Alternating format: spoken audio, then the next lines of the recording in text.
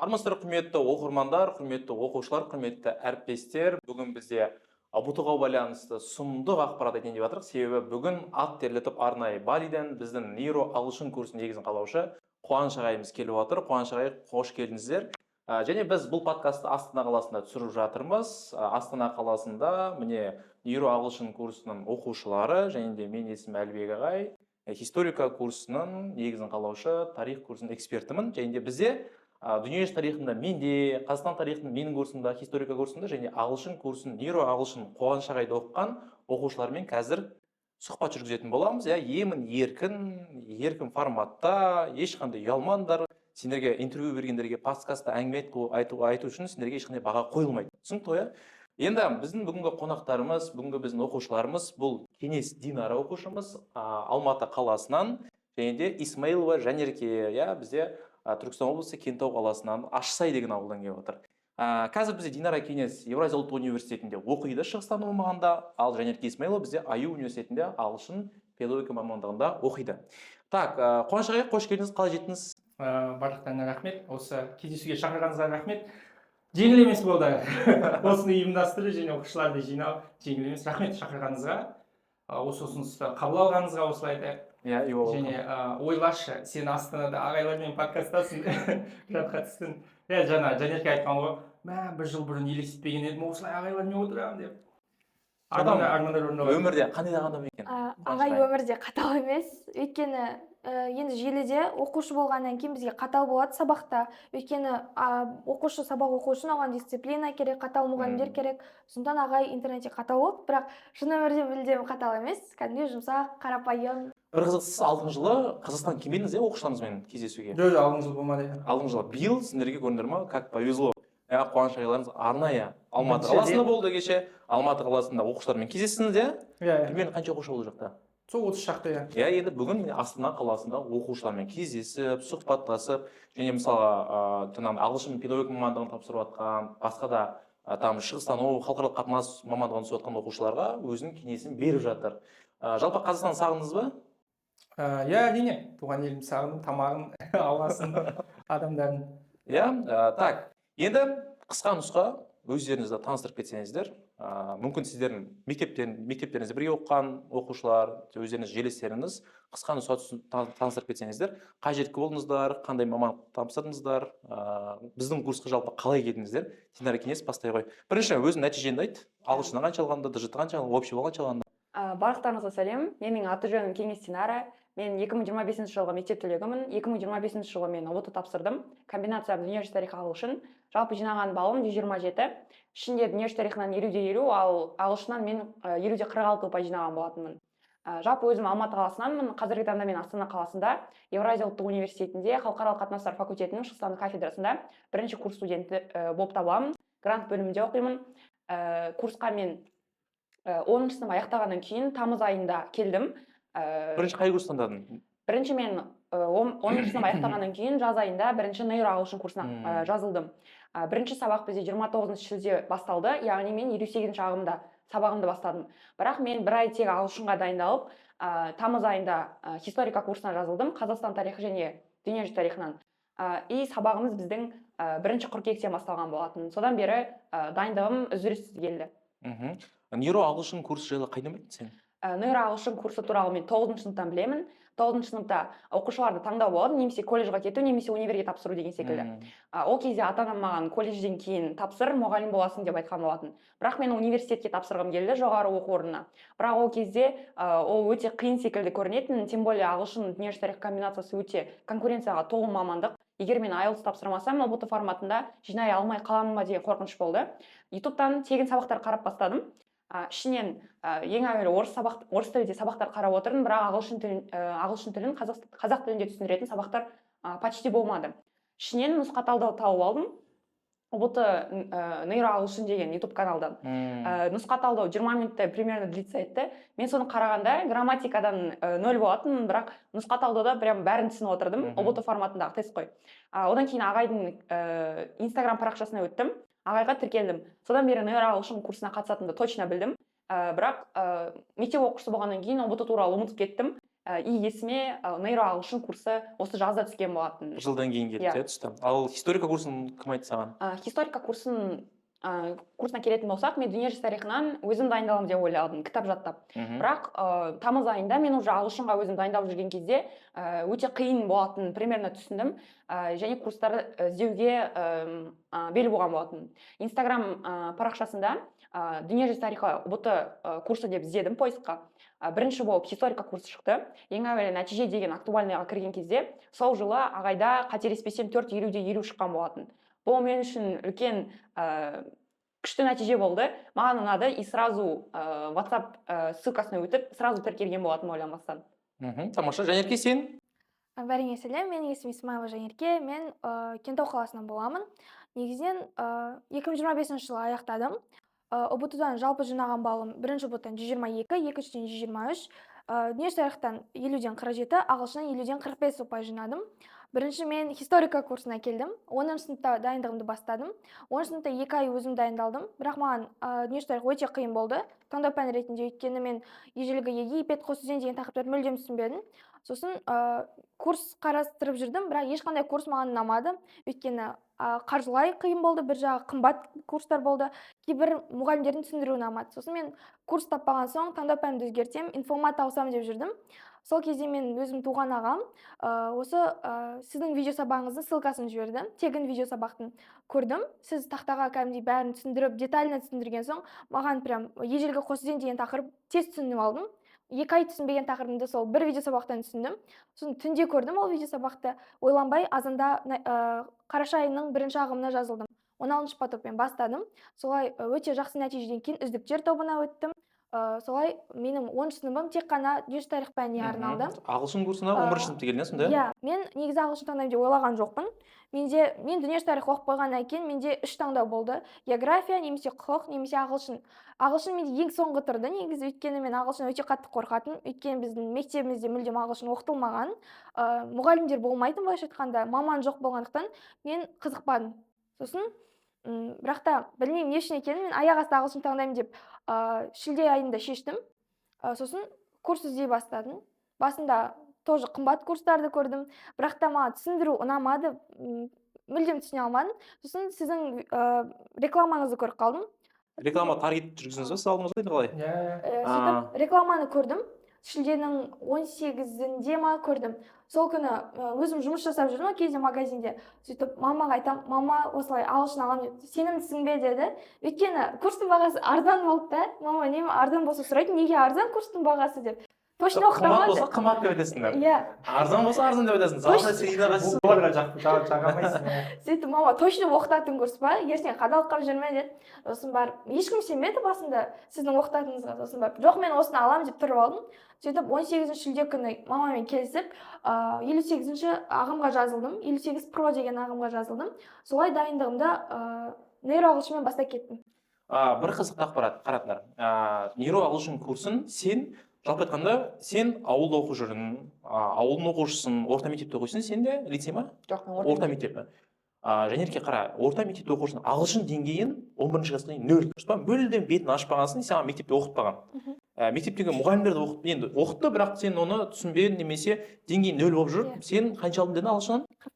45 балл алдың, яғни ол 1 жылда, иә? Иә, 1 жыл. Демек, бұл жерде Қуаныш ағай қалай 1 жылда 0 болып жоғары нәтижеге жеткізуге бола ма? Біріншіден 1 жылда емес, қаңтарда неше алдың? Қаңтарда 43 алдым. Қаңтарда 43 балл болды, иә. Сондықтан бұл нәтиже 1 жылда емес, бұл нәтиже 5 айда, иә, примерно. Тамыздан қаңтарға дейін пайда болған нәтиже. Негізгі айтатыным ол тегін деңгей көтеру курсы. Барлық ағылшындарға айтарым, деңгей көтеруге бірінші кезекте курс маңызды емес. Маған қатысасыңдар ма, басқа біреуге қатысасыңдар ма, өтініш деңгейлеріңді көтеріп алыңдар. Ол курс тегін. Менде ол ютубта тұр, толық 100-ден астам сабақ бар ол жақта. Соны 1 ай, 2 ай қараған дұрыс. Содан кейін кез келген курс жеңіл болады. Бірден түсінікті болады. И негізі Жанерке сен соны қарадың, иә? Иә, сіз алдын ала жібердіңіз ғой. Сол кезде мен қарап шықтым, толықтай қарадым. Сосын барып сабақты бастадым. Иә, барлық сол тегін деңгей көтеру курсын қарағандар, олар жоғары балл алды. Тегін деңгей курсы сізде ютубта ашық тегін болып тұр, иә? Ашық тегін болып тұр. Қанша сабақтар ояқта? 100-ден астам. Демек, оны ұбт тапсырмайтын, мысалға мен юрист боламын, бірақ маған ағылшын деңгейін көтеру керек дегенде де көре алады. Иә, әрине бәрі. Тамаша. Тамаша, оны неге тегін бере салдыңыз деген ғой? Просто өзінің философия. себебі ағылшынға көбісі шынымен 0 болып келеді да. Мысалы математиканы алатын болсақ, көбейту кестесін біледі, санауды біледі, бөлуді, қосуды біледі, ал ағылшынға олар 0 болып келеді да, көбейту кестесін білмейді деп айтсақ та болады. Оларға бірінші көбейту кестесі, плюс, минус, сандарды бір-біріне бөлу дегенде үйрету керек, бөлшек сан деген сияқты базовый 5-ші сыныпқа дейін, мысалы 8-ші сыныпқа дейінгі программаны оларға түсіндіру керек. Ал мектепте оны ешкім түсіндірмеген. Мектепте ағылшынға аз уақыт бөледі әдетте. Енді филологический гимназиялардан қатыспайды ғой маған. Ағылшынға бәрі ағылшын таңдайтындар 0. Бәрі 0. И осы себепті ағылшынды жытта, мысалы мен айтам, 90% оқушы 110 балға жетпейді. Өйткені олар жаңағыдай ағылшын деңгейін бірінші кезекте көтермеген. Сәл деңгей көтеру керек, база қалыптастыру керек, ары қарай бәрі жеңіл. Жақсы. Енді қараңдар, сен ағылшынға қанша алдың? 47 алдың ба? 46 алдың. Сен 45 бал алдың жәнеке. Қуаныш ағайдың қандай методикасы, қандай әдістемелер сендерге ұнады? Жалпы Қуаныш ағайдың нейро ағылшын курсы несімен ерекше басқа курстардан қарағанда? Осындай қысқа уақытта нәтиже шығаратындай. Үй жұмысы көп. Біріншіден, давайте, ең бірінші курсының құрылымында бізде видео сабақтар болады. Нейро ағылшын курсында видео сабақ емес, тікелей эфир, қателеспесем. Google Meet платформасы. Тікелей эфир, және де тікелей эфир жалпы айтқанда курста қанша тікелей эфир болады? 11. 11 тікелей эфир болады. Бірінші деңгейде 11 эфир болады. И Қуаныш ағай оны 1 сағатта 45 минут емес, кәдімгі 2 сағаттап тұрып тікелей эфир жүргізсе, кәдімгідей қалай андай бүйтіп мына жақта шаршап кеттім деген болмай ма? Жоқ, арасында прикол айтып отырады. Сол үшін айтып отыр, иә? Қолын істестіп отырады, дұрыс па? Эфир болады, яғни бір аптада бір эфир ма сізде? Аптасына 3 рет. Аптасына 3 рет эфир, иә? Эфирден кейін сендерде міндетті түрде үй жұмысы болады. Үй жұмысының тапсырмалары өте көп деген, бірақ та ол сендерге кәдімгідей деңгей көтеруге, ағылшын курсын жаңа грамматикасын оқуға өте керек дүние. Үй жұмысын жасап отырып қанша сағат кетеді жалпы? Маған өте көп сағат кетші, мен бір қайтсам болады, бізде 2 ай берілді ғой, мен кешігіп істедім оны. Мысалға мен сәл 2 ай берілсе, мен оны 2,5 айда аяқтадым. Негізі ол өзім кінәм болды. Басында мен үй жұмысын мүлдем орындамай жүрдім, білген жоқпын. Андай оны дедлайн бар екен білмей, сосын созып жүре бердім да, сөйтсем дедлайн бар екен ода. Сосын одан андай ең көмектескен нәрсе, ол біріншіден үй жұмысын өте қатты тексереді. Прям бір қате болса, сол қатені бетіп жібереді, сен соны қайтып орындап жібересің. Жаңа үй жұмысын тексеретін кураторға. И андай каждый сөйлемді аудару керек. Мен басында аудармай жібере салатынмын, тапсырма қалай бар, соны орындаймын деп жіберем. Бір күні маған жаңа үй жұмысын тексеретін куратор жазады, сен неге ешқандай тапсырманы аудармайсың деп ұрысты. Сосын барып, содан кейін аударатын болдым. Кәдімгідей мысалға бір үй жұмысына өте көп уақыт кетеді, мысалға 3-4 сағаттап отыратын. Мысалы бір тақырыптың үй жұмысын отыру үшін қанша сағат кетеді? 2,5 сағат, 3 сағат кетеді ма? 2 күн кетеді. Бізде әрбір сабақ бір сабақта бізде бір емес бірнеше тақырып түсіндіріледі. Бір үй жұмысында бір ғана емес бірнеше тақырыптарға байланысты көп тапсырмалар беріледі. Оның барлығын примерно мен 1-2 күнде бітіретін максималды түрде. Оны орнынан тұрмай бір 7-8 сағатта бітіруге болады. Аудитория түсінбей қалмау үшін қараңыздар. Нейро ағылшын курсы бірнеше бізде бөлімнен тұрады. Бірінші бөлім деңгей деп аталады, 11 эфирлік. Яғни нейро ағылшын курсының құрылымы жайлы айтсаңыз, қанша бөлім, бірінші бөлім 11 эфир дедіңіз, одан кейін қандай этаптардан тұрады? Негізі 3 деңгей бар. Бірінші деңгейде біз база қалыптастырамыз. Ол жақта түсіндіріп кеткен үй жұмысы деген түсінбей жатқан шығар. 11 сабақ, 11 үй жұмысы. Осы 11-ақ үй жұмысы болды. Осыны 2 айда бітіру керек. Яғни алғашқы этап 2 айда бітеді, иә? Әдетте 2 айда бітеді, иә. Содан кейін бізде екінші деңгей, ол жақта күрделі грамматика сәйкесінше, үшінші деңгей бізде TOEFL-ға дайындық. TOEFL-ға дайындық болып табылады, иә. Неліктен үй жұмысы көп? Үй жұмысы көп емес біріншіден, себебі мен жылдан жылға үй жұмысын азайтып тұрамын. Мен есімде 2021 түлектері, 2020 түлектері, олар 96 беттік андай көк дәптер, А4 дәптерде соны толтырып жазушы еді 11 үй жұмысы. Қазір қанша бет? Қазір бір общий титул, соның жартысы шығар, иә. Жоқ, менікі прям толды, прям өйткені аударып, еще көп қателесем ғой. Иә, 2 есе азайды 2020-2021 мен салыстырғанда, иә. Неліктен көп деп саналады, ол көп емес. Ол көбісі сабақ оқымаған. 11 сыныпқа дейін сабақ оқымаған, осы себепті көп деп саналады. Бірақ сабақ оқыған оқушылар бар. 11 сыныпқа дейін еңбектегендер, оларға көп емес. Олар керісінше айтады, маған тағы керек, мен тағы да бір нәрсе істейін, қосымша істейін, тез олар бітіріп тастайды. Рекорд бізде сол, мысалы, ең бірінші үй жұмысын бітірген кісі, бізде 2025 жылы Мадина Сатпан, Мадина, сәлем, саған бөлек. Мадина бізде потолок қойған оқушы, TOEFL-ды бірінші тапсырған оқушы. Сіздің любимый оқушыңыз емес Иә. Бірінші болып сәуірде 50-ден 50 алды. Тамаша. Ол ағылшыннан босатылды. Қазір Мадина қай жерде оқиды? КЗУ-да. Общий балл қанша алды? 135. Тамаша. Мадинаға Иә. жалынды сәлем жолдап қоямыз. Мадина бір айда бітіріп тастады бәрін. Бір айда бітіріп тастады. Содан кейін ақырындап қалғандар қосылды. Кураторлық қадағалау қалай болды нейро ағылшын курсында? Сол кураторымыз менде Сара деген апай болды. Сара апай өте қатты қатал болған жоқ. Қандай ма нейро ағылшын курсында мысалы куратор сізге бекітіп қойған кезде ұбт тапсырып шыққанға дейін сендерді че там жанерке не істеп жатсың, Динара не істеп жатсың деп сұрап, поддержка беріп, өйткені куратор дегеніміз кім? Ол сізден А точкадан Б точка жеткізетін негізгі тұлға ғой. Кәдімгідей кураторлық қадағалау жақсы, ертең мысалға нейро ағылшын курсының кураторлығы қандай деп сұрақ қоюы мүмкін, сол кезде болады ғой кураторларға. Өйткені куратор үшін, яғни ағай үшін емес, өзі заманға сондай болып қалды, куратор үшін курс алатын оқушылар болып қалды қазір. Вот кураторлық қызметте, яғни ұстазбен сай болу керек. Сенің кураторың кім болды? Ұлжан Атерханова деген кісі болды. Кәдімгідей көлін толады, саған поддержка бәрін берді. Енді қараңдар, жалпы енді менде ағылшын тілінен басқа тілдер білеміз ғой. Мысалға мен тарихшы ретінде айтарым, тарих мұғалім ретінде, тарих пәнінің ұстазы ретінде айтарым. Енді Қазақстан тарихы болсын, дүниежүзі тарихы болсын, немесе тіпті математика болсын, оны біз қазақ тілінде үйретеміз. Ол жақта мысалы Қазақстан тарихы, дүниежүзі тарихы оқыған кезде сәл-пәл енді қарапайым мысалы сандық деген сөзді біледі, қылыш деген сөзді біледі, мысалға садақ деген сөз, соғыс деген, шайқас, батыр, хан деген сөздерде представление бар да бұларда. И бұларға кәдімгідей бүйтіп дәйегіне жеткізіп, тайға таңбасын басып, түсіндіру оңай болады, чем ағылшын тілінен ғана. Өйткені ағылшын тілі ол мүлде бөлек әлем, мүлде бөлек ағылшын тілін кәдімгі ішіне кіруің керексің, мәдениетінен танысуың керексің.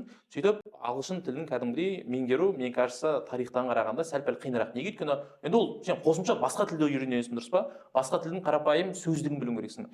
Мен естуім бар, ұбт тапсыратын оқушы көбісі қадалады, не себепті? Өйткені сөздік білмейді деген сияқты. Жалпы қанша сөз білу керек ағылшын курсының нормальный жоғары балл үшін? Мен сөздікті бірінші орынға қоймаймын бірінші кезекте. Бізге тілдің базасын құрастыру керек. Мысалы, дж-ға келетін болсақ, оқушылар дж-та термин көп, дж-ны мен түсінбей жатырмын, дж қиын деп дж-ға кіріп кетеді, бірақ шын мәнінде олар дж-ны мен байқаймын оқушылардан 3-4 айда дж-ны бітіріп тастайды, түсініп кетеді, ары қарай тек қана қайталау керек. Ал ағылшынға олар былай қарайды, мен білемін, мына сөздерді білемін. Сөйтіп олар содан кейін тестке келгенде қадалады осылайды. Себебі тест шешу және ағылшын білу ол тағы екі бөлек нәрсе. Бізде біз тілдің грамматикасын да түсіндіреміз және тест қалай шешу және түсіндіріп кетейін. ұбт ағылшын құрастырылған жоғары балл алмайтындай сұрақтар әдейі солай құрастырылған. Ол жақта қу сұрақтар. Ұлттық тест орталығының сұрақтары кәдімгідей қиын, Жоқ, олар қиын емес. Қиын тақырыпта емес. Тақырып түсінікті, маған бәрі айтады да, мен осы тақырыпты білем, мен негізін бәрін білем ғой, неге менде былай болып қалды деген сияқты, дұрыс па?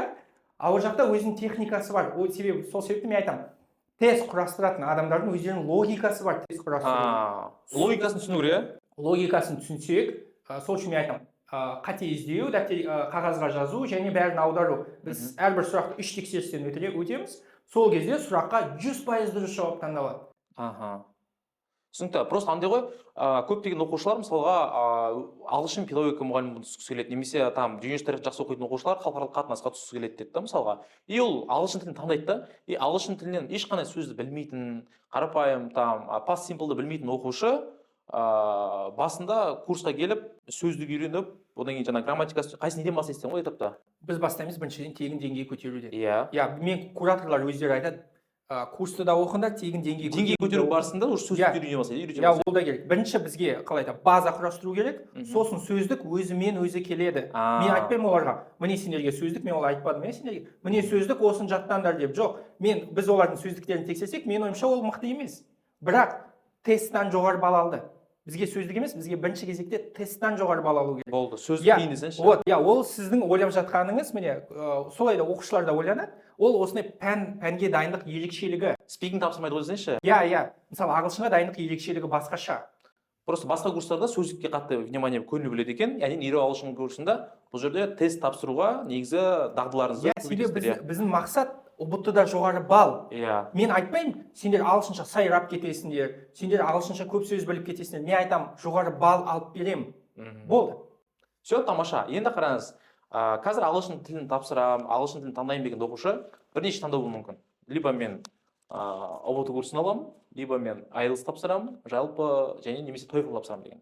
Осы кезде оқушыларды бірнеше неге түрге бөлуге болады ма? Мынау оқушыға IELTS тапсырсын, мынау оқушы ұбт курсын тапсырсын деген. Жалпы қандай кеңес бересіз осы кезде? ұбт ағылшында оқушылар екіге бөлінеді. IELTS тапсырып қойғандар және қалғандар нөлден бастап жатқандар. Көбісі нөлден бастайды. Иә. Ол жақсы. IELTS-ке уақыт жоқ. Әдетте әсіресе адам нөлден бастаса, себебі дүниежүзі тарихы бар бізде. Себебі бізде матсау бар, себебі бізде Қазақстан тарихы бар, оның барлығына өте көп уақыт кетеді. Иә. Сондықтан мен айтарым, ол тезірек деңгей көтеру, тегін деңгей көтеру курсы арқылы, содан кейін ұбт немесе TOEFL. Но ұбт мен TOEFL екеуі ұқсас. Екеуі ұқсас емтихандар, екеуінде де грамматиканы тексереді бірінші кезекте. Екеуінің де тест логикасы шамалас. Мен осында байқадым. Осы себепті TOEFL-ға қатты дайындалмаған біздің оқушылар, олар ұбт-да мысалы балауса қалайсың? Бірінші ұбт-да 35 балл алды ағылшыннан, 2 апта дайындалды TOEFL-ға, 46 балл алды TOEFL-да. Сөйтіп болған 11 балл қосып берді. И TOEFL-дан ұбт-ға, менде ұбт-ға дайындалған оқушылар, олар TOEFL-дан әрқашан жоғары алды. Себебі ол жақ жеңілірек. Ал мына жақта ұбт-ның тест логикасы ол қиындау. Оны түсіну қиындау. Осы себепті. Және мен айтарым, осы жылдан бастап айтарым, TOEFL тапсыру керек. TOEFL-ге дайындалу керек. Ағылшыннан барынша ерте босатылу керек. Себебі ағылшынды ұбт біткенше оқу керек. Бір минус. Ал оқушылар жалығып кетеді. Олар бәрін бітіріп тастайды. Сосын тек қана қайталай беру керек. Ол іш пыстырарлық. Күн сайын 5 сағаттан қайталау, ол іш пыстырарлық. Сондықтан спортсмендер сияқты на пик праймға шығамыз да, TOEFL тапсырамыз да. Формада жержіміз. Формада болу керек. Жоқ, праймға жеткенде TOEFL тапсырамыз да болды, ұмытамыз. Ары қарай формада өзімізді ұстаймыз, ДЖТ, Қазақстан тарих матсау үшін. Соқта осылай. Түсіндіріп жалғастырып кетейін. IELTS-ке мысалы 0-ден ұбт-мен қатарлас дайындалу қиындау. Жоқ, ол мүмкін емес. Осылай, бұл мүмкін емес. Мен ондай оқушыны әлі көрмедім, және ондай оқушы жоқ. Ал TOEFL-ға 0-ден дайындалу мүмкін. И үшеуінің айырмашылығы неде? Орынбасар аға осыны түсіндірген. IELTS, ұбт ол бізде мысалы 11-ші сыныптың математикасы. IELTS ол бізде универдегі математика, вышмат. А TOEFL ол бізде 8-ші сыныптың математикасы. Сондай ма? Үшеуіне беретін балл бірдей.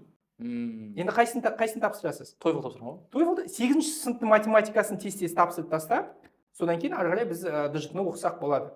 Мысалға менде IELTS тапсырып тастаған оқушылар, менде почему TOEFL тапсырған оқушылар емес, IELTS тапсырған оқушылар бүкіл вниманияларын, бүкіл уақыттарын уже дүниежүзі тарихына, Қазақстан тарихына игеріп тастайды. Мысалға біздің Айсада есімді оқушыларымыз, яғни олар августқа дейін, сентябрьға дейін IELTS тапсырып тастады, уже одан кейін көңілдерін бәрі андай бір жүк түскендей болды да, ағылшын ойбай бір 50 баллын бар ой шүкір деді да. Бұлар дүниежүзі тарихын, Қазақстан тарихын бүкіл вниманиесін бөлді.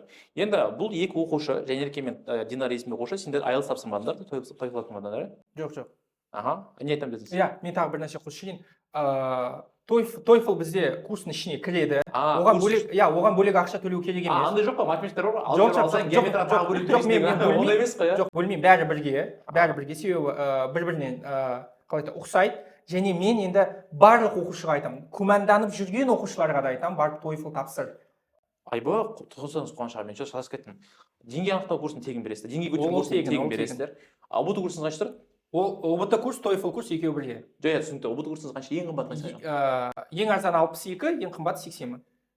80 мың теңгеге мен курс алатын болсам, сонда деңгей көтеру курсын аламын, ұбт курсын аламын, сізден бірге эфирде тапсырмалар үй жұмысын аламын, сіздің еще кітапшаңызды аламын, Жоқ, кітап бөлек.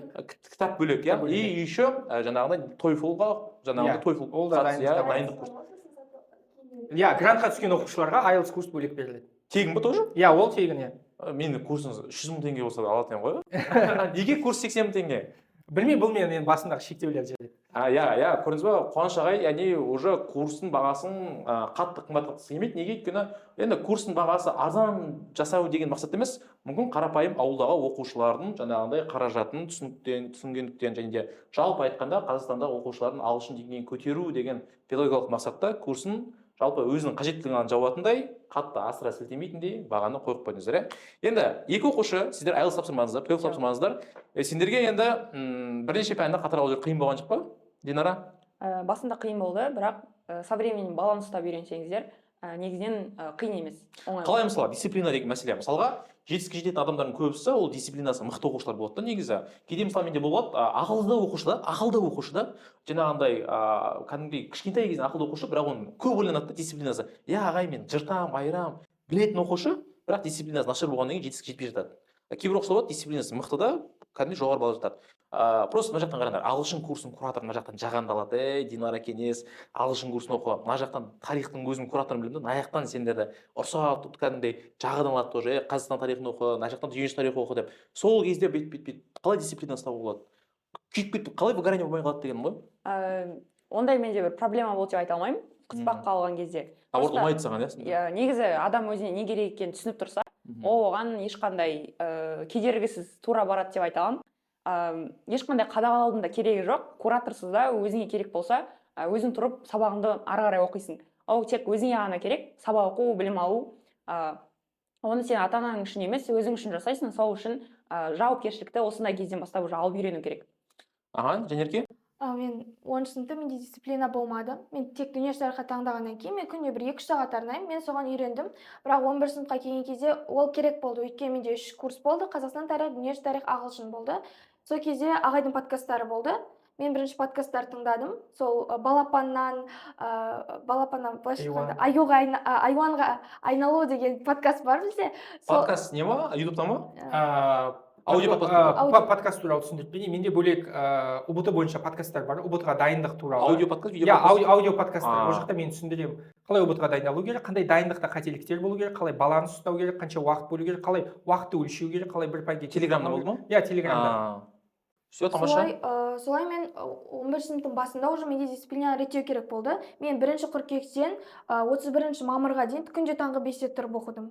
Ол менде как бы дисциплина қалыптасты. Менде выгорание болмауының 2 себебі бар. Біріншіден, ол менде историкада өте мықты ұжым болды бізде. Кураторлық состав бізде өте мықты болды. Кураторларым мені элитада да, кәдімгі потокта да мүлдем выгораниеға түсуге жол бермеді, былайша айтқанда. Потому что всегда на связи болдық. Сіз өзіңіз хабарласып отырыңыз. Ал екіншісі подкаст болды. Өйткені мен прям кейде болады, оқығым келмейтін кездерде мен сабаққа подкаст тыңдап баратын наушникпен, сабақтың үстінде подкаст тыңдайтын, үй жұмысын орындап отырып подкаст тыңдайтын. Солай екі жақты қолдаудың арқасында менде выгорание, депрессия, жылау, сықтау, ұбт-ны уайымдау болған жоқ. Түсінікті. Яғни кураторлық қызмет, кураторлық қатаң бақылау бұл жерде керек дүние ме негізі? 50-50 негізі ше. Өзіне байланысты ғой, дұрыс па? Адамның өзіне байланысты. Кез келген адам дисциплинасы бар, кез келген адамның менің ойымша бар. Тек просто адам түсіну керек, ол оған керек па или керек емес па. Адамға керек болса, ол ештеңеге қарамай барлығы бірдей жасай алады деп ойлаймын жұмысты. Яғни аузына бүйтіп салып береді, енді жұту-жұтпай өзің қолында дейсің ғой, короче. Куратор, Қуаныш ағайлар. Енді Қуаныш ағайларыңыз кейде күшті мотиватор, кейде қатаң ағай, қандай қырсалары бар жалпы эфир кезінде. Мен эфирлеріне қатысып көрмеппін да просто. Әр кезде әр жаңа өмірде күшті ағай екен, ұрыспайды екен. Енді ұбыт тапсырып болдыңдар ғой, не үшін ұрысады сендерге? Болды. Жалпы кейде андай прикол айтады дейді. Қалай Қуаныш ағайдың эфир кезінде ерекшеліктері қандай? Біріншіден эфирда бір волнада дейікші, бір толқында бізбен, яғни біздің айтқан приколдарымыз тиктоктың мемдарын біледі ағай. Яғни қазіргі бүкіл нелердің слогандарын бәрін білесіз, иә? Соны айтып отырады. Red flag дейтіндерін бәрін білесіз сонда? Кринж деген айба. Соны бәрін біледі, сосын айтып отырады. Сосын әр оқушыға андай бір қайтсам болады, бір внимание бөледі, и сонымен прикол қылып та айтады. Сосын андай типа түсінесің да, что ағай сен бір волнада, ол андай бөлек әлем емес деген сияқты. Сондықтан бірақ та кейде ұрсатын кезде ұрсып алады. Мысалға оқымай кетсең, айта сен оқымай жүрсің, андай видеолар жібереді, мындай 2007-лер келін болып түсті дегенше. Сондай әр оқушыны сіз білесіз, Қуаныш ағай. Әр оқушыны білесіз, әр оқушының өмірін сақтағансыз. И примерно Жанерке оқымай кетті ма, уже WhatsApp-ма жазасыз. Бізде мысалы қаңтардан кейін, наурыздан кейін, шыны бұтыдан кейін жеке консультациялар болады. Әр оқушымен. Сол кезде мен олардан сұрастырып аламын. Не болды, не істеп жатсың, неге мынау төмен, неге мынау жоғары, қазір жалпы не істеп жүрсің, енді қандай жоспарың бар деген сияқты. Осының бәрін сұрап аламын да, сосын өз ойымды айтамын осыған. Жеке байланыс. Яғни бүкіл эфирде емес, эфирде ойлап қалмаңыз, әр оқушы талдап отырады екен Қуаныш ағай. Жоқ, әрқайсысына жеке сендерге внимание бөледі, дұрыс па? Ал енді Қуаныш ағайдың сіздерге айтқан бір күшті мотивациясы, күшті бір керемет кеңесі қандай болды? Естеріңде бар ма, Динара? Ризке түсірші былай, не айтып өтті, бүйтіп кәдімгідей жүрегіңді кәдімгідей елжіреп жүретін кәдімгідей сендерді алға жетелейтін қандай сөз болды? Негізі ағаймен мен жылдың сол курсқа тіркелгеннен бері байланыстамын әлі күнге дейін. тек қана бір рет емес, консультацияда емес, күнделікті байланыста болған. Ағай всегда жақсы сөздер айтып отырады. Ағайдың өзінің жеке подкаст каналы шынымен де көмек берді деп айта аламын. Ішінде үлкен ауқымды тақырыптар бар. Ол жерде тек қана дүниежүзі тарихы ағылшын комбинациясы емес, барлығы ұбт тапсыратын түлектерге арналған жағымды сөздер бар. Оны әркім өзі үшін тыңдайды, қабылдап, оның барлығы тегін доступта. Жалпы ағайдың айтатын жағымды сөздері өте көп. Оның бір Қайсысын айтайын, Иә. қайсысын айтып, қайсысын айтпайын білмейміз деші. Иә, Жанерке, бар ма сондай бір? Ну, негізі мен де тоже сол подкасттарда мен бүкіл подкастты мұқият тыңдайтын. Мен көбінесе былай ойлайтын, қайтсам болады.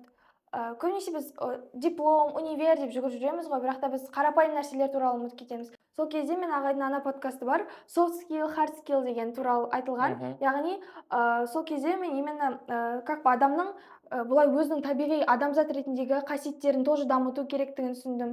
Вот, маған көңіліме ең ұнайтыны, бір рет ағай эфирде отқан кезде айтқан, Жанерке, сен негізі 140 бала аласың деп айтқан. Прям ол сөз мен үшін өте үлкен мотивация болды. Өйткені ол сәуір айында ма айттыңыз да, Жанерке негізі оқыса 140 алады ол қыз деп. Сол мені ұбт-ға дейін прям ұстап тұрды. Әрине 140 алған жоқпын, бірақ та мені андай бір Просто қанша ішінде бірдеңе оқушылардың сақтап ішінен тұрды. именно мені Иә. үйретті деп андай Жанерке негізі оқыса 140 бала алатын қыз ол деген соң, ол прям мені оқуға шабытымды ашатын тұғын. Енді дүниежүзі тарихын білесіңдер өзден, дұрыс па? Дүниежүзі тарихында өзі бір арнайы көп жауаптықта, сәйкестендіру сұрақтарында постоянно келетін арнайы тақырыптар бар, дұрыс па? Ол мысалға мәдениет бөлімі, ол мысалға тарихи тұлғалар, одан кейін келісім шарттар, дұрыс па?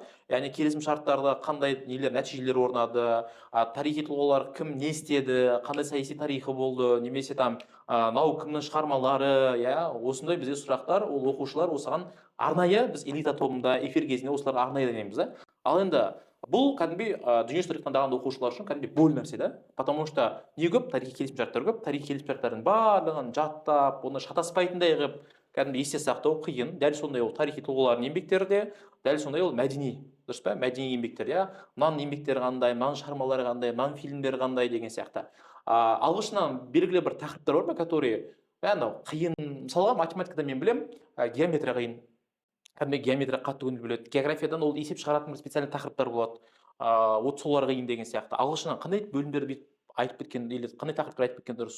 Фразалы етістіктер мен үшін өлім тұғыншы, мен оқығым келмейтін фразалы етістіктерді. Кітаптан да бүйтіп, именно сол мынандай қалың бет қой артындағы, соны тастап кететін, мен оқымайтын, только алдым. И именно 4 ұбтта да фразалы етістікке шатасқам. Фразалы етістіктер ол ұбтта жиі келе ме? Қанша балл қосады ол? 1-2 балл. 2 балл, иә. 2 балл қоса ма? Максимал 2 балл. Ал жалпы сәйкестендіру сұрақтарында көп жауапты сұрақтар не келеді ағылшыннан? Әртүрлі келеді. Сөйлемдерді, мысалға ережесімен пассив voice болса, пассив voice-ның сөйлемін табу, актив voice-ның сөйлемін табу деген сияқты. Негізі оны біз андай ағайдың нұсқа талдауларында қате жауапты сызуды үйреткен соң, сәйкестендіру мен үшін проблема болған емес. Ағылшын курсында сендер қай уақытта бүйтіп, мен уже ағылшын курсын деңгейін көтеріп қалыпты, өзіңдерге етіп, кәдімгі не бересіңдер, осознание бересіңдер, бүйтіп қандай еді уже? Сол жұмысын жасап жүрген кезде. Уже басынан бастап уже мен уже біраз нәрсе біледі Басында болған жоқ. Мен элитада болдық. Элитада ағай апта сайын суббота күні шатаспаса, практикалық талдау болатын.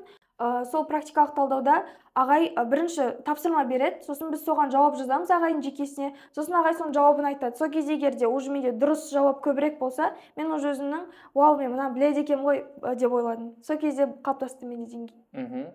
Қуаныш аға, енді қазір ағылшын таңдаған, қазір күзде дайындығын бастаған оқушылар қалай дайындалған дұрыс? Мынау кәдімгі ұбт-ның соңына дейін дисциплинасы қалай болған дұрыс? Соны бір айтып жүрсеңіз, мысалға, қазір курсқа тіркелді. Сосын қалай дисциплинасы болады? Ол примерно жаңа жылға дейін осындай тақырыпты өтеді. Одан кейін біз қаңтарға дайындаймыз деген сияқты. Мысалға бізде дүниежүзі тарихында нәрсе бар. Біз қазір курсқа тіркелсе, қаңтар ұбт-ның алдында бізде преэлита деген топ болады. Одан кейін қаңтардан кейін, наурыз ұбт-дан кейін біз элита топтар ашылады. Ол элита топтарында жеке куратор болады деген сияқты нәрселер бар. Ағылшында қалай болады? Ағылшында тақырып көп емес. Тақырып көп емес, Тақырып көп емес, ағылшынға практика керек. Ағылшын ол, мысалы, дүниежүзі география ол түсінікті, ол жаттайтын пәндер. Бұл жақта оқу керек көп. Ағылшын ол математикаға қатырақ ұқсайды. Оқушылар соны түсінбейді. Ағылшынды олар дүниежүзі тарих сияқты оқып кетеді да.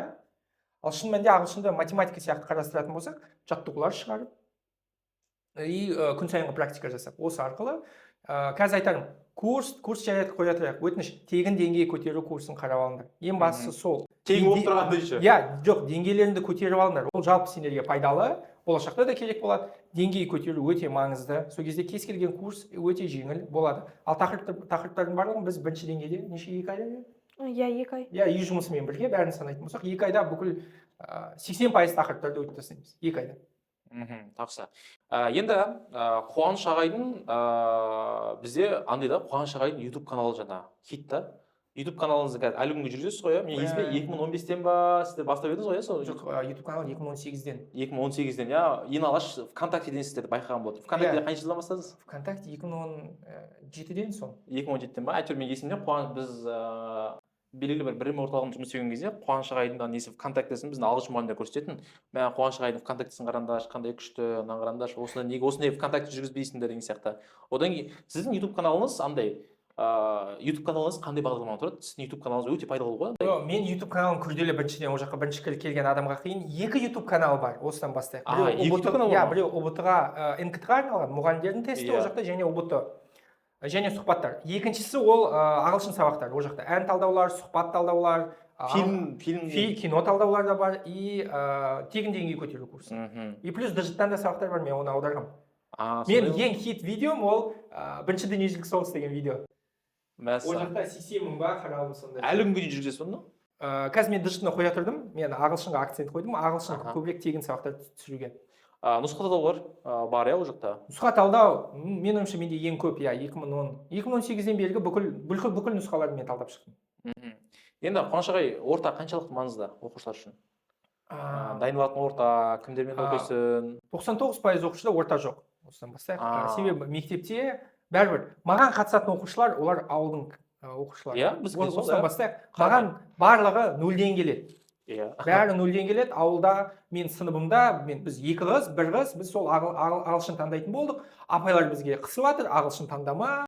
Осындай әңгіме көбісі сондай. Соқтан осыған байланысты мен ұйымдастырғаным ол тегін подкасттар каналы. Ол жақта менің қалай айтайын, психологиялық дайындық сол жақта жүргізіледі. И мен айтарым, сол тегін подкасттар тыңдай беріңдер.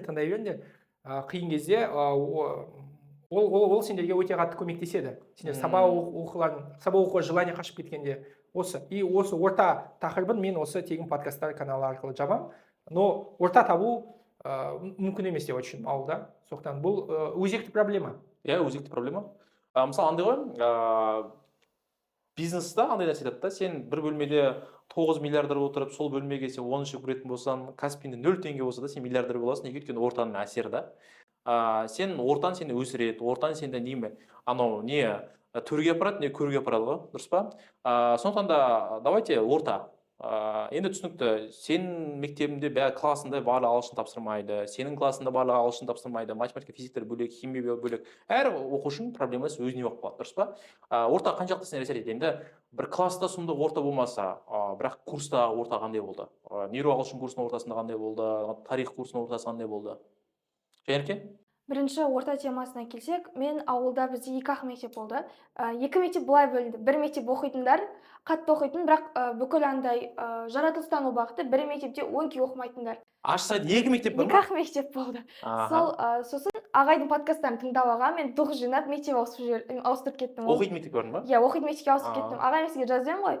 Мен тапсырым, общем, мені мектепте оқытпайды, мектепте жарыста мен активистка болған соң, мені мұғалімдер күніне дайындал, анаған дайындал деп мені қинай берген соң, мен шыдамай келдім де, среда күні мектепте ұрыс болды.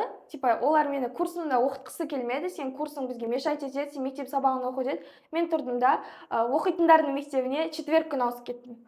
Бір күннің ішінде ма? Иә, бір күннің ішінде мен 24 қыркүйек күні, 25 қыркүйек күні ұрыстым, 26 қыркүйек күні мен басқа мектепке ауысып кеттім. И ол мектепте бәрі сабақ басты, ешкім бұлай бос отырмайтын, бәрі өзінің сабағын оқитын. Сосын мен де соларға қарадым да, мен де сабақ оқимын дедім. Мен тек қана мектепте өзімнің курсымды оқитын мұғалімдер тарапынан рұқсат берілді курс оқуға. мұғалімдер де сендерге поддержка беретін, иә? Оқи беріңдер, қайда беріңдер деген. Оқыңдар, витамин ішіңдер, өздеріңе көңіл бөліңдер деп бізге ана қыспақ қалмады. Ауысып барған мектебімде мен сол үшін үлкен қуанам қазір. Солай ауысып, дух жинап ауысып кеткенмен қуанам. Ал курста менде өте мықты орта болды. Мен өте екі курста да мен өкінбеймін. Мен өзімнің ортам өйткені біріншіден мен потоктан мықты болғандықтан кейін біз жаңа пределита тобына өттік дүниежүзілік тарихта. Солай мен пределитада өте прям монстр болып оқитындар болды. Пределита, элита деген әрбір топтан мықты оқушылар жиналып, басқа бір топқа түседі, короче. Иә, қасқырлар апаны былайша айтқанда сөйтіп, ол жерде жақта бәрі оқиды десе, отчет жіберіп отырамыз, экранное время жібереміз. Сосын ағайда бізде тоже отчет болды ағылшында. Ол кезде мен басында 6 сағат жіберетінмін. YPT деген приложение бар, сабақ қосып оқитын. Мен 6 сағат оқимын, басқалар 8 сағат оқиды. Кейіннен уже ойланамын да, мен мыналардан аз оқып жатырмын деймін да. Сосын мен көбейтемін, 10 сағатқа көбейтемін. Олар 11 сағат оқыса, мен 12 сағат оқимын. Тура солай дүниежүзілік тарихта. Тоқтамай. Менің ең көп оқығаным 13 сағат 38 минут болды. Ағылшын оқыдың ба? Жоқ, жалпы бүкіл сабақты. Тоқтамай ма? Бір отырды? Тоқтамай дейін бір күнде, мысалға азанда 5-те тұрам, 5-те тұрып 7-ге дейін оқимын, 7-ден 8-ге дейін мектепке дайындалам, сосын 8-ден мектепте тоқтамай оқимын, 2:30-ға дейін тек қана тамақтануға барып келемін үзілісте, сосын 2:30-да үйге 3-те келсем, 3-те тағы тамақтанамын да, ары қарай кешке дейін тағы оқимын. Сосын кешкі тамақ ішем, сосын 11-лерде ұйықтаймын, 11-де тұрам, 11-де ұйықтаймын, 5-те тұрам, тура сондай режиммен, былайша айтқанда уақытым өтті. Жаңағындай орталарда оқып жүрген кезде, мысалға біздің дүниежүзілік тарихынан, қазақстан пределита, элита деген топта оқып жүрген кезде, ағылшын курсындағы жаңағындай мықты оқушылармен дайындалған кезде, кәдімгі әсер ете ма, мысалға? Маған негізі 45-те жетеді деген бір аналар уже қарайсың, 50-ден 50, 130-дан асырамын деген кезде әсер ете ма? Қалай ол? Қаншалықты әсер етеді? Менің басында фокусым дүниежүзілік тарихта мен 40+ болса болды, менен 100-ден астам болды, менде грант бар деп ойлап жүрдім. Басында ең алғаш дүниежүзілік тарих ағылшыннан өткен біз Түркістан облысында серпін деген бар. Яғни 100+бен мен любой жерге грантқа түсе аламын. Қарағандыға, сондай мен жүрдім, мен сондай оймен жүрдім. Серпін бола береді маған деп ше. Бірақ та уже ортаға келдім.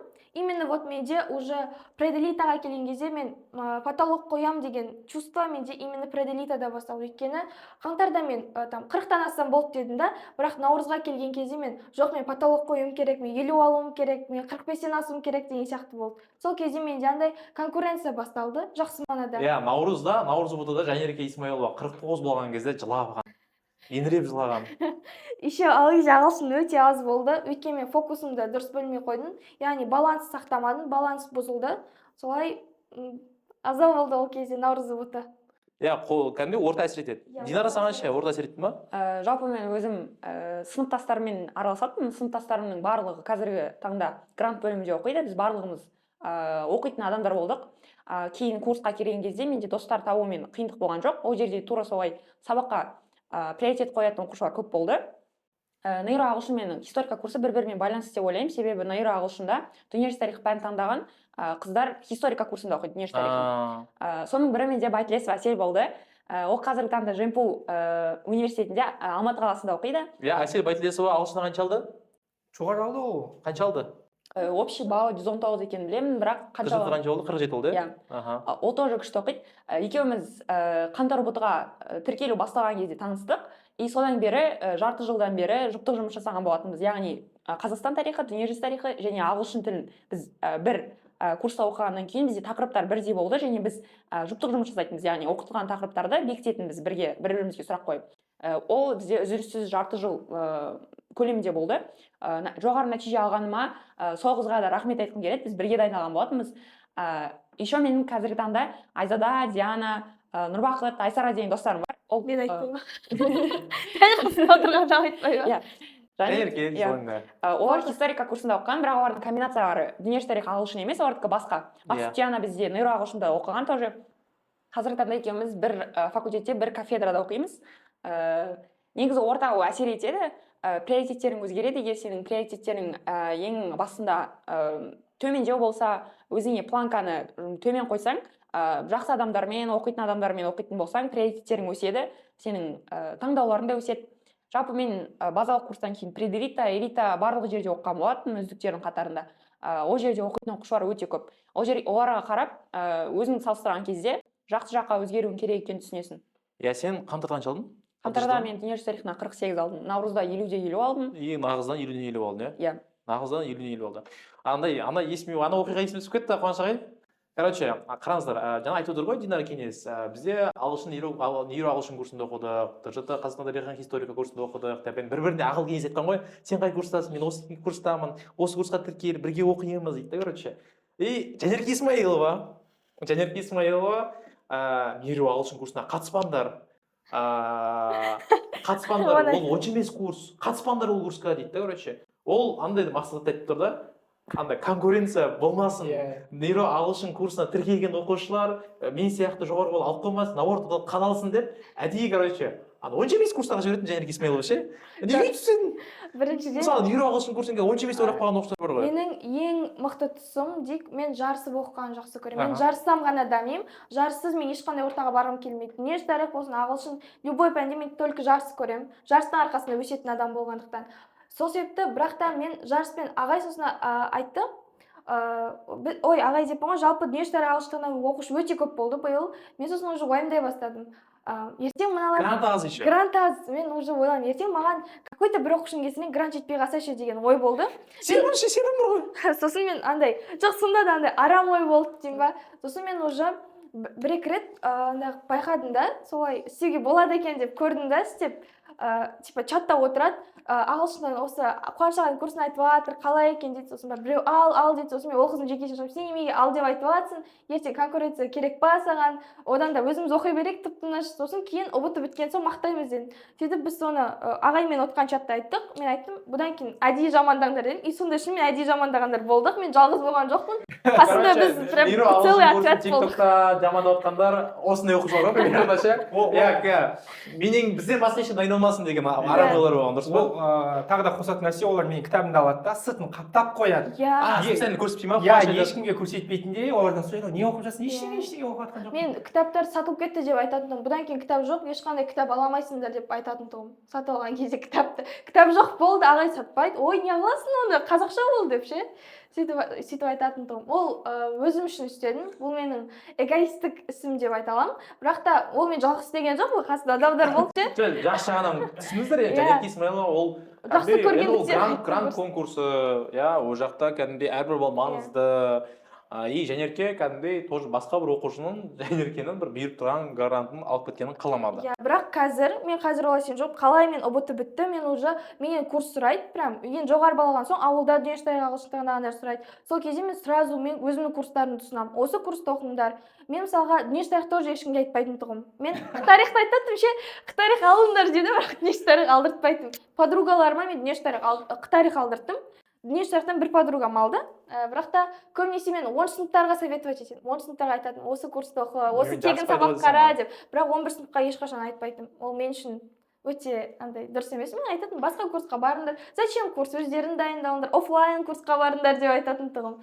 Өйткені шамал курсты қызғанатын тұғым. Оны мен бірінші таптым ғой, мысалға маған ешкім келіп, нейроны айтқан жоқ, нейро ағылшын мен ешкім екеуіңіз өздеріңіз іздеп таптыңдар, иә? Историканы мен ағам тауып берді, туған ағам тауып берді. Мен оны біреуден білген жоқпын. Әркім өз іздену керек. Курс оқитын адам ол біреудің ақылына сенбейді ғой, ол өзі барып тексереді. Мысалға мен отзывтарды оқыдым. Сіз сол кезде 48 алған қыздарды постқа салған соң мен сол постты көріп барып тіркелдім да. Мысалға историканы тоже өзім зерттедім, видео сабақтарын қарап шықтым тегін. Сосын каналды қарап шықтым, сосын барып алдым. Ал үйтіп курс алатын адам ол өзі тексереді, ол біреудің ақылына сүйенбейді. Ал біреудің ақылына сүйенсе, ертең мысалға ол курс шынымен онша емес болып қалса, ол кезде ертең жаба салады, осы адам айтып еді, осы адам ұсынып еді деген, ондай шын өмірде болады ғой. Сол себепті мен өзімнің істегенімді ол ұят тірлік деп санамаймын. Негізі дұрыс істедім мен, өйткені өзің ақыл шықтың да, ақыл шығады ше. Жалғыз емеспін. Жалғыз емеспін. Негізі мен өте дұрыс поступка жасадым деп ойлаймын. Өйткені алатын адам по-любому алды курсты, одан кейін ше. Алмайтындар, олар әркім сөзіне сеніп жүрген адамдар, ол ертең ұбт-дан да жоғары алмайды. Сондықтан мен істегенім ол 100% дұрыс тірлік деп ойлаймын. ДЖ-да қандай проблемалармен кездестіңдер? Ешқандай проблема болды деп айта алмаймын. Ешқандай прям бәрі идеально болды деп айтқан да, Динара? Прям идеально болған жоқ. Проблема дегенде. Динара да идеально болды, 50 алды ғой енді ол. 50 алды, бірақ білесіз ба, сәуір айында ма бір ваграняға түскенде бар да? Мен сәуір айынан кейін негізі Наурыз рейті ашылу керек болған, Спарта деп аталады ол, дүниежүзілік тарихынан. Мен ол жерде 2 апта көлемде оқыдым, бірақ оқымай кеттім. Мен 1 айға ма, 2 айға байланыстан жауап кеттім. Бірінші нағыз ұбт тапсырғаннан кейін ғана курсқа хабар берген болатын. Что там, қайдасыңдар? Короче, мынандай оқиға болды. Динара кеңес 50-ден 50 алды наурыз ұбт-дан кейін. Динара кеңеске біз еще Қазақ Америка университетінің грантын береміз. И сосын маған өзімнің көмекшілерім дүниежүзілік тарих айтады, ағай Динара кеңес жоғалып кетті. Уже 2 апта оқыды и что-то расслабилась или білмеймін, жоқ болып кетті деді, короче. И сөйтіп Динара кеңес жоқ болып кетті. Иә, ол енді бір нелер айтты, жағдайлар айтты, отбасында жағдайлар деді ма, денсаулықтың жағдайлар деді ма. Короче, жоқ болып кетті. И мен түсінемін, сәуір айы, мамыр айы ол андай да, короче, көптеген оқушылар үшін расфокустайтын уақыт та. Бұл жерде көктем әсер етеді. Екіншіден, бұл жерде соңғы қоңырау, соңғы вальс, уже андай 11-ші сынып оқушыларды класстастарына қуып бастайды да. Ё-моё, біз осы уақытқа дейін дайындалдық, осы білім бізге жететін шығар. Енді давайте қалада қыдырып алайық. Давайте біз анау мысықтың туған күніне дейін жуады, бір-біріне қонаққа бара береді, кәдімгідей көлге барып, жаңа маевкаға шығады, кәдімгі бір-бірін қимай қалады да сондай кездерде. И ол кәдімгідей бір кәдімгідей дайындықты үзіп жүреді. Сондықтан да мен ұбт тапсыратын оқушыларға айтарым, өздерінің дайындықтарында, негізгі құрылымдарына, негізгі этаптардың барлығын наурызға дейін, наурыздан 21-22 наурызға дейін демалыстар болады, соған дейін өткізіп алсаңыздар, одан кейін наурыз, сәуір, мамыр айлары ол жаққа нұсқа талдаулар, қайталау, яғни формада болатын уақыт деймін да, короче. И сен де сондай этаптан шықтың, қалай шықтың жалпы? Наурыз ұбт тапсырғаннан кейін мен грант ұтып алғам Қазақ Америка университетіне. Сол кезде менің негізгі мақсатым ол грант ұтып алу болған, яғни грантқа түсу болған. Мен бір басқа приоритеттер қойдым деп айта алмаймын, бір рекордсмен болу немесе абсолют балл жинау деген секілді. Негізгі арманым, мақсатым орындалғаннан кейін ойлана бастадым, бірақ менің негізгі қалағаным ол Евразия ұлттық университеті болды. Примерно менде бір айдай переломный момент болды. Кейін мен мамыр айында таңғы сағат 5-те тұратынмын, и бізде Алматы қаласында көп кітапханалар бар. Ол мемлекеттік кітапхана, ол жерде 24-7 істейтін кітапхана, ол жерде студенттер келіп оқиды, қасында Асфендияров университеті бар. 24-7 істейтін кітапхана бар ма Алматыда? 24-7 жамбыл кітапханасы бар. Мен өйткені оны Ұлыбританияда, Америкада оқып келген достарым естідім, мен Америкада болған кезде мен таңғалатынмын, неге бізде 24-7 істейтін кітапхана жоқ деп ше? Кәдімгі Алматыда бар екен, иә? Алматы қаласында Арбаттың жанында жамбыл кітапханасы бар, ол 24-7 істейді, тек әр айдың соңғы четвергі, яғни бейсенбі күні санитарный день болады, сол күні ғана істемейді. Ол жерде оқитын адамдар өте көп. Асфендияров университетінің жақын орналасқандықтан ол жерде студенттер өте көп жүреді, именно медицина университетінің. Ал олар өте көп оқиды сабақты. Мен таңғы сағат 5-те тұратынмын, жолға шығып, таңғы сағат 6-дан бір орнынан тұрмай, кешкі сағат 8-9-ға дейін оқитын. Себебі соңғы автобус, например, бізде 10-да жүретін болса, мен соған дейін үлгеру үшін сол уақытта ғана шығатынмын. Жолда да оқып отыратын сабақ. Яғни переломный моменттен кейін бір ай бойы үзіліссіз кітапханаға барып жүрдім осылай. Соның нәтижесінен мен бірінші ұбт-дан 127 балл жинадым. Мынандай нәрсе ғой, жаңа түсінбей жатқан оқушылар үшін ішкі грант К университетінен қалай наурыз ұбт-дан 50-ден 50 алған үшін оған грант берді. Біздің историк курсының серіктестері бар, Қазақ Америка университеті, МНУ, Мета деген университеттер бар, и біз оларға ұсынамыз. Біздің осындай бір дарынды оқушымыз бар, соны өздеріңізге алып алдыңыздар, өздеріңізге қарап алдыңыздар, и олар грант ұбт тапсырмай-ақ, мысалы Динара кеңес Қазақ Америка университетіне халықаралық қатынас мамандығына түсе салуға немесе шығыстану мамандығына түсе салуға болатын еді. Бірақ Динара кеңес мен рекорд қоямын, 50-ден 50 қоямын, мен Евразия ұлттық университетіне түсемін дегеннен кейін нағыз ұбт-да тапсырып шыққан болатын. Сенде ше болды ма сондай? Менде жоқ, былайша айтқанда мен выгорание деген нәрсе менде мүлдем ұбт кезінде. В деген әріп жоқ десейші? В деген, өйткені айттым ғой, менде реально мықты кураторлар болды. Прям элита кураторым, мен Тұрар ағай, прям менің любимый ағайым. Ол вообще мен сынуға жол бермеді. Мен мүлдем сынбадым, былайша айтқанда. Менде сыну туралы ойда болмады. Мен ұстап тұрған жаңағы менің кураторлармен подкаст болды. Реально. Сол екі нәрсе арқылы мен прям ұстай алдым. Және көбісі сәуір мамырда оқымайды. Бірақ та мен дәл сабақ оқитын жерімде осындай стол тұрды, и мынау стенада менде сіздің анау 5-ші лиге дейін үзіліссіз оқу, соны шығарып алғам, сізбен түскен суретім тұрады, және Асем апай деген Қазақстан тарих кураторымен түскен суретім тұрды. Сосын жоспарым тұрды, мен өзім сүйікті универім деп енуді қойған болатын. Вот солай мен соған қараймын. Сосын менде ой болады, мен қанша оқып 2 жыл келе жатырмын да, и мен мамырда тоқтатсам, болды, осымен бәрі бітеді деймін да. Сосын мен классымда да бәрі оқыған соң, менде андай бір классыммен қосылып кету деген болған жоқ. Бәрі сабақты оқиды, бәрі сабақ оқып отырады. Сосын сен де оқисың, ұялғаныңнан оқисың, хотя бы бар ғой. Менде андай вальс деп қуып кету болмады. Бірақ мен вальске қатыстым. 25-ші майды мен өзім ұйымдастырдым. өйткені класста бізде қыз аз болды, ауысып барған. Сонда мен бүкіл өзім Сондай жүгіріп кезде ана жүрдім. рассылка ұстап қалдың, иә? Жоқ, Сонда да рассылка ұстап қалдың, оқыдың ба? Сонда да оқыдым. жоқ, мен 13 сағат оқыдым. Енді мамырда. Жанерке Исмаил ол негізі андай бір оқушылар отырады да істей береді, оқи береді. Жалпы қазір бізде мысалы Жанерке мен Динара біздің курста жұмыс істейді ғой. И олар Жанерке отыра береді, отырып бүйтіп тамақ жемей қоятындар бар да, бүйтіп отырып жұмыс істей береді. Енді қараңдар, маған бір қызықты оқиға. Енді менде халықаралық қатынас оқыған ғой, менің бакалавриатым халықаралық қатынас, бірінші магистратурам экономист болса, екінші магистратурам тарих педагогика. Енді қараңдар, бір қызықтысы, Динара кеңес мен есімнен наурыз болғаннан кейін сен ағылшын бетқа түсінбей жатырсың ғой. Иә. Қалай сен халықаралық қатынас Шығыстанға ауысып кеттің? Не саған түрткі болды? Вроде мен ондай саған айтпап едім. Негізгі мұғалім болуды мен армандаған жоқпын, бұл менің ата-анам таңдап берген таңдау болды. Мен өзім білген жоқпын қай. Ата-ана бүйтіп айтты ма, мұғалім болып өлмейсің деді ма? Иә, сондай мамандық, өлмейтін мамандық деді. Мен бір жыл бойы ИНУ-да шет тілі мұғалімдерін даярлау шекті балл 125-ке көтерілгеннен кейін соған қарай приоритеттер қойып соған дайындалдым. Бірінші нағыз ОБТ-дан керекті балл жинағаннан кейін мен екінші ОБТ-ға уже дайындалмай кеттім. Сөйтіп арнаулы емтихан бар, педтест, ол педагогикалық мамандық таңдайтын әрбір оқушы тапсыру керек экзамен. Мен оны қателесіп тамыздың соңына дейін тапсыруға, яғни универге документ тапсырғанға дейін болады деп ойлап, оны тапсырмай жүре бергенмін. И грант конкурсына документ өткізетін күні менде педтест болмайды, и оны тапсыру керек дейді. Мен 2-3 күнде жүгіріп 3 университетке тапсырам, бірақ 3 университетте де менің атым шықпай қояды базадан. Сол кезде мен екінші таңдауға шығыстануды жазғанмын, бірақ шығыстануға мен 100% түсетінін түсініп тұрдым, себебі ол кезде тоже конкуренциядан қорқасың, менде квота жоқ, ешқандай жеңілдіктер жоқ. Мен түспей қаламын деп ойладым, бірақ екінші таңдауым, яғни шығыстануға 100% түсетінін түсініп, оны зерттеп жүрген болатын. Жалпы өзіме наоборот қазір шығыстану мамандығы ұнайды. Себебі мен шет тілі мұғалімдерін таңдасам, екінші тілге мен Қытай тілін таңдайтын едім, және Қытай тіліне көбірек приоритет қоямын деп ойлап жүргенмін. Ал шығыстану мамандығында тоже Қытай тілін оқимын. Артық шаруасыз тікелей Қытай тілін меңгереді. Ол жерде аудармасын, бакалавр дәрежесін бітіргеннен кейін аударма ісінде жұмыс істеуге болады. Халықаралық қатынастар факультеті болғаннан кейін халықаралық қатынастар дипломатия мамандығына тоже. Мынандай нәрсе ғой, яғни бір инсайт оқушыларға. Яғни қандай уақытқа дейін педтест тапсыру үлгеріп қалу керек? Грант конкурсына документ өткізгенге дейін, яғни 25 маусым ашылды тіркелу, яғни тапсыру. Негізі ашылған кезде сразу тапсырып тастау керек, себебі грант конкурсына жақындаған кезде очередь көп болады, и базадан аттарың шықпай қалуы әбден мүмкін болады. Педтест деген қанша тесттен тұрады жалпы?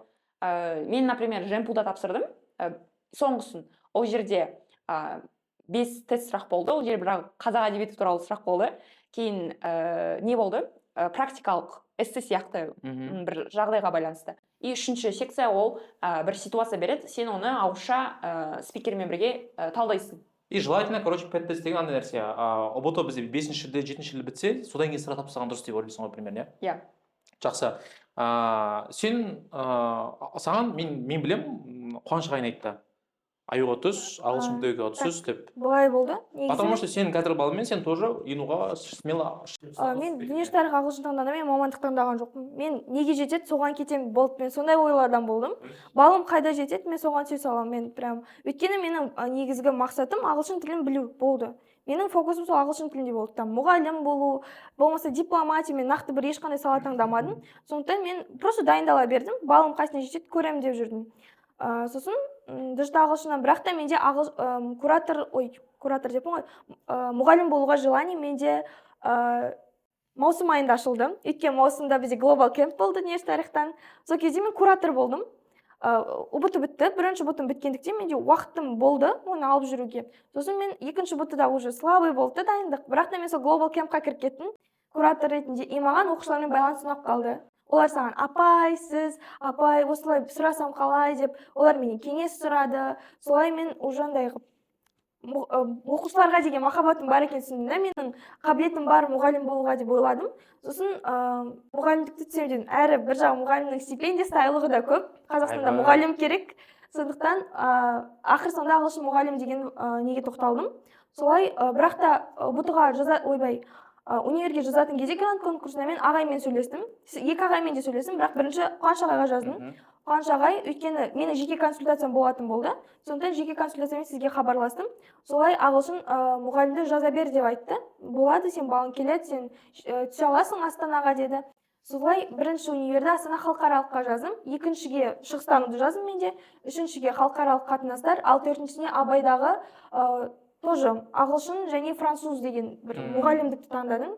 Ода ең аз проходной болды. Оны как бы ең соңғы вариант қарастырмадым, жай таңдай салдым. Қуаныш ағай, ағылшын тілін ағылшын педагогикаға түсемін, ағылшын филологиясын түсемін деген оқушылар қандай дағдыларды игеру керек, жалпы қандай кеңес бересіз ағылшын мұғалім боламын мектепте, университетте деген сияқты мысалға? Иә, Жанелкен консультациясына тоқталып кетейін. Бізде консультация болады осы мамандық таңдауға байланысты. Себебі мен бүкіл гранттарды қазір зерттеп шықтым. Минимально қанша балмен грантқа түсуге болады? Қазір минимально ағылшынды ЖТ-да 110 балмен грантқа түсе беруге болады. Примерно сіздер 135 деген балды қоймай-ақ 110-дан асырсаңыздар грантқа түсуге болады, дұрыс па? Ол грант бар, иә. Есімде Жанелке айтты маған, мен Астанаға түсу керекпін, Айбек ағайға барамын, мен айтамын, қоя тұр сен, былай көр, мына жаққа да түсе аласың, мына универ жақсы деп. Жоқ, мен Астанаға түсу керекпін. Хотя ағасы, бүкіл туысқандары, бүкіл әулеттері Алматыда да туысқандары ше Жанелкенің.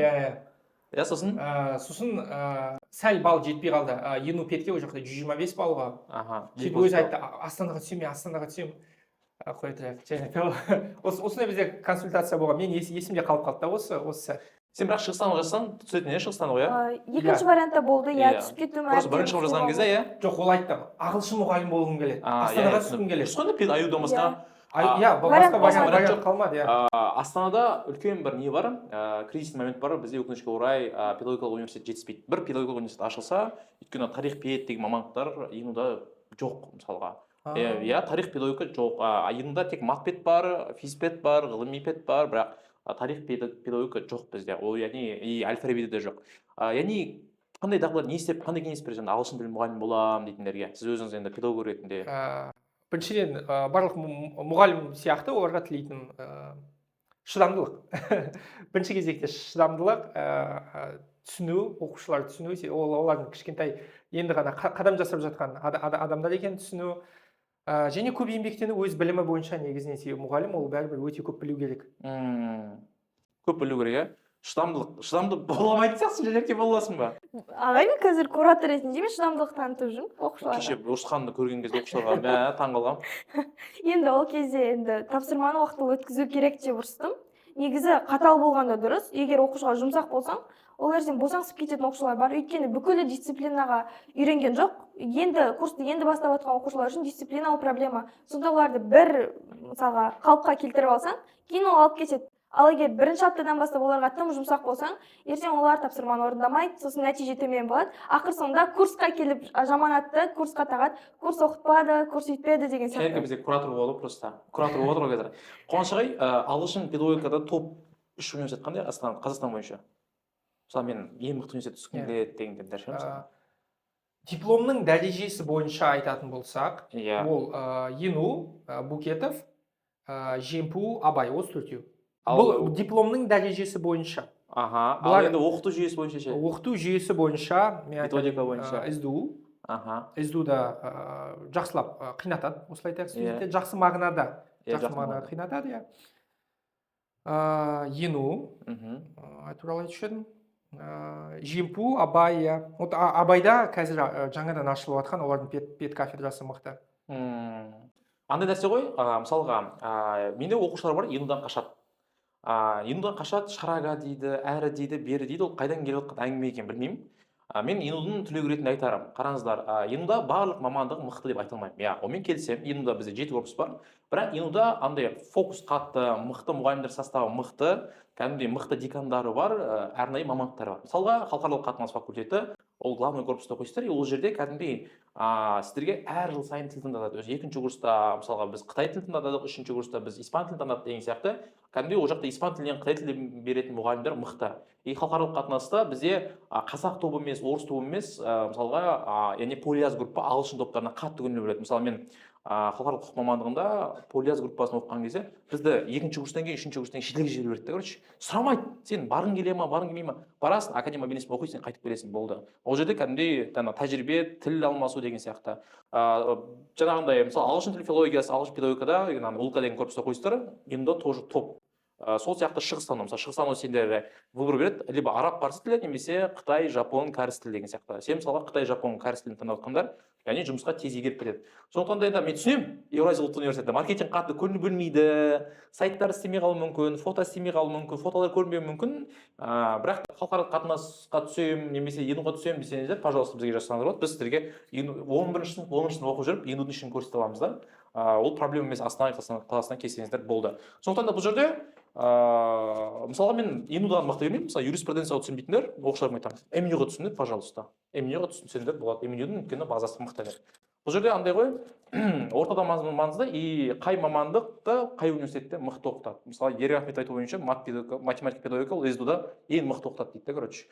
Сол сияқты Қуаныш ағай айтпай қалмадым деген әңгімелер жоқ па? Иә, мен осы бойынша да қосқым келеді. Мен де өзім енудің түлегімін. Сіз енудің түлегісіз? Иә, мен академия бизнес бойынша Еуропада оқығанмын. Енудің арқасында ену мен ойымша топ универ Қазақстанда. Себебі оларға ең көп грант бөлінеді академия мобильностьке байланысты. Иә, басқалардан қарағанда. Басқалармен қарағанда шанс көбірек академия мобильность бойынша шетелге оқуға түсуге. И плюс олар көбірек ақша бөледі студенттерге, ұшу жағынан стипендия да беріледі, оның барлығы беріледі. Және рейтингті, халықаралық рейтингті ену өте жоғары. Қалған Қазақстан университетімен салыстырғанда ену және Әл-Фараби осылай, ену Әл-Фараби. Қайда көрдіңіз? Польшада. Польша қай қаласында болдыңыз? Гливице. Мен Варшава университетінде болғанмын.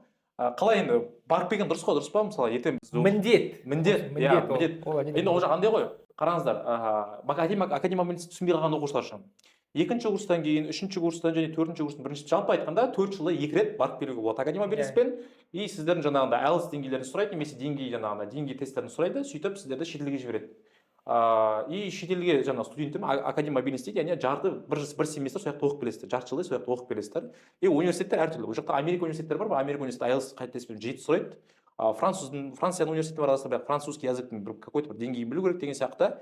И бізге андай Польша, Еуропа кішкене қызық болды. Мысалы мен Польша мен Германияны таңдағанмын. И Польшада оқыдым, Германияда оқыдым, и күшті да андай. Ол жақта келісесіз ғой, турист болып барған бөлек, ол жақта уже тұрып, оқыған, уже мүлде бөлек. Өйткені мен уже Еуропадан келгеннен кейін менің culture шогым кәдімгі оянып, үйдегілер уже сен басқа адам болып келіпсің ғой деген сияқты. Өйткені ана жақта мәдениеттің кейбір аспекттерін сіңіріп келдім ғой. Сондықтан да міндетті түрде барып келдіңіздер и енуда таңдаған кезде бұны бір мықты факт ретінде қолданса болады. Дұрыс па? Иә, мен жалғастырайын ену туралы. Иә, айта қойыңыз. Ену өте жақсы, жалпы Қазақстанда 3 универ өте жақсы. Магистратураға түсуге және шетелде өте құнды диплом болып саналатындықтан 3 универ ол жаңағы ену, Әл-Фараби және осы жылы қосылды Букетов. Себебі олардың дипломдары өте бағалы шетелде. Ертең жұмысқа алғанда, ертең магистратураға түскенде, әсіресе қиын вуздарға магистратурадан түскенде оны бағалайды. Себебі шетелде бірінші кезекте бағалайды универдің болу ұзақтығы. Универ қай жылдан бастап жұмыс істеп келе жатыр. Гарвард, өйткені ол 200 жыл Гарвард әлі тұр. 200 жыл бойы олар сапаны көрсетіп жатыр. И тура сол сияқты олар бірінші кезекте осыған қарайды. Қанша жыл жұмыс істеп жатыр. Сондықтан магистратура, докторантура жағынан және гуманитарлы мамандықтар енуда, Әл-Фарабиде өте мықты. Все, жақсы. Тағы айтпай қалмадым деген әңгіме жоқ па, Қуаныш ағай? Жоқ, алғыс білдіргім келеді. Рахмет Жанерке, Динара, рахмет келгендеріне. бір жыл бойы біз сендермен араластық. Қаншама қызық нәрселеріне өттік, консультациялар болды бізде, сендердің проблемаларын бәрімен таныстық. Әлбек ағай, сізге рахмет осыны ұйымдастырғаныңызға бірінші кезекте. Сіз қонақсыз онда, біз Астана қаласындамыз. Рахмет. Нейро ағылшын курс аламын десеңіздер, астында сілтеме тұрады. Сол сілтемеге өтсеңіздер, нейро ағылшынның курсының менеджерлері сіздерге курс таңдауда көмектесетін болады. Немесе там Қуаныш ағайда сіздерге консультация беруден оянып қалмайды, дұрыс па? Иә. Әйтеуір кеңес бересіздер ғой нейро ағылшын курсына. Все, кеңес бересіздер ғой, әрине. Все, жақсы. Ойынша, мысалы, дүниежүзі тарихы ағылшын таңдаған оқушыларға бұл подкаст пайдалы болды деген ниетіміз. Енді басы пайдалы болды алдық деп ойлаймын. Өйткені ертең курс аласыздар, алмайсыздар, өздеріңіз білесіздер. Басы ДЖТ ағылшын таңдаған оқушылар үшін осы біздің сұхбатымыз сіздерге дұрыс жолда қолданса біз үшін ол үлкен бақыт. Жақсы, рахмет. Сізбен бірге болған байлықта. біз өте көп нәрсе негізі айтпадық, бізде тағы да айтатын әңгімелер көп, сондықтан екінші часть мен ойымша бұл болатын шығар болашақта. Себебі Басқа оқушылармен іздесеңші жа. жоқ, иә, басқа оқушылар да бар, иә. Иә. Сондықтан бізде әңгіме негізі уақыт жетпей жатыр, иә. Иә. Тағы да бір 3 сағат отыруға болады. Айта берсе ауыстырмайды, просто енді қазір андай Z поколениесінде көп отырып подкаст тыңдай бергісі келмейді. Так что Иә, бүйтіп интригамен солай тоқтап тастасақ болады.